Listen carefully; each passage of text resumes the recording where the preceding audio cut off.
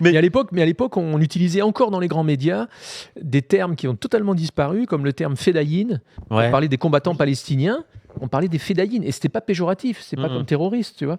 Mhm. On utilisait même le terme guérilla pour parler des attaques de l'OLP, enfin des groupes armés palestiniens.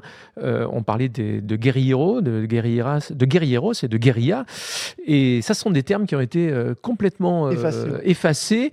Et c'est le terme terroriste qui a pris le dessus Ben, pour qualifier la lutte armée et la résistance aujourd'hui. justement, moi, c'est ça qui est intéressant, c'est que bon, on voit le traitement médiatique de l'époque, on voit qu'il est catastrophique, mais est-ce que tu trouves qu'aujourd'hui, malgré les tendances, c'est encore plus problématique la manière dont on traite ces sujets-là? Et le fait que, déjà, rien que pour parler d'actualité, il faut faire très attention. Oui. vu, Mais depuis le 7 octobre 2023, c'est encore pire, c'est sûr. Il y a une injonction d'utiliser le terme terroriste aujourd'hui. Celui qui ne l'utilise pas est tout de suite pointé du doigt et même pénalisé. Hein. Oui. D'ailleurs, heureusement qu'on a fait la plupart des entretiens avant le 7 octobre. Parce que je ne suis pas sûr que certains juges antiterroristes, magistrats antiterroristes, certains anciens responsables du contre-espionnage ou un journaliste du Figaro comme Georges Malbruno auraient parlé de manière aussi libre. Je pense qu'après le 7 octobre, ils auraient fait très très attention à leur vocabulaire. Ils n'auraient pas parlé de résistance palestinienne. Tu vois, ils auraient peut-être moins... Donc, non, là on est dans une sale période...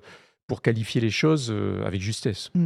Et là, ça, c'est bien parce que moi, j'ai l'impression que ce bilan à gauche des on va dire des tentatives ou réussies, ratées, avortées en cours de résistance armée, de lutte armée, même en dehors de lutte armée, d'organisation radicale de la lutte avec des moyens plus ou moins violents, etc., qui est un peu un non-dit à gauche. Je pense que c'est en réalité assez peu réfléchi, notamment depuis la fin de Notre-Dame-des-Landes et un peu la dispersion du mouvement autonome.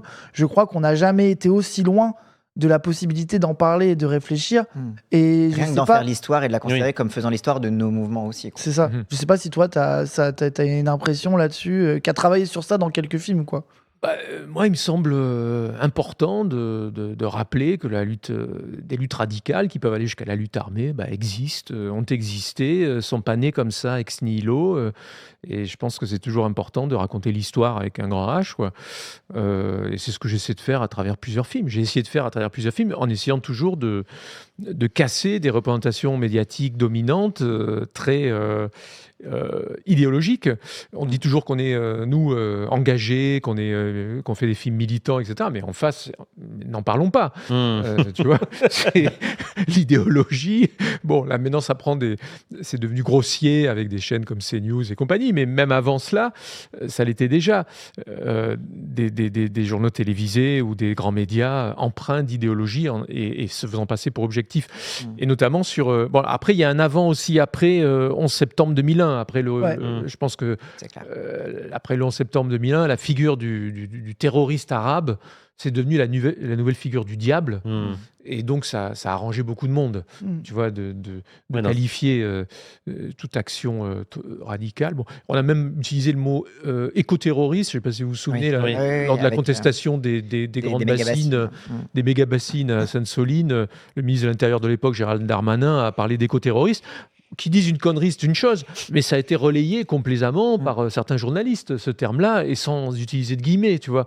C'est pas normal, quoi. On parle de contestataires à l'agro-business, à l'agro-industrie, à l'agro-agriculture plutôt, et qu'on parle d'éco-terrorisme parce qu'on conteste des bassines qui assèchent les nappes phréatiques. Oui, presque. Il y a eu une prolifération du mot terroriste presque inversement proportionnelle à la baisse de la mortalité justement des attentats. C'est-à-dire que quand tu regardes Sainte-Soline, c'est du dégât matériel. C'est du crime sans victime presque. Mais c'est la vraie tradition de la très grande majorité des actions de gauche qu'on pourrait qualifier de violentes. Les sabotages. Tu vois, même actions directes, leurs premières actions, c'était des tirs de sommation sur des bâtiments, tu vois. On imagine, en fait, on surinvestit les exemples qu'on a d'assassinats ciblés, mais qui sont en réalité En France, ils se comptent sur les doigts d'une main. Voilà, c'est ça. Ils se comptent sur les doigts d'une main. pour les groupes de gauche, pour les groupes d'extrême droite, ils se comptent sur les doigts de plusieurs mains. C'est ça. Il y a une très grosse différence. C'est clair. Il n'y a pas du tout, comme les médias l'ont fait après l'affaire de Lyon et la mort de Quentin Derenque. Ils ont présenté ça comme deux violences, dans le meilleur des cas, comme deux violences équivalentes. C'est totalement faux. C'est du pipeau total.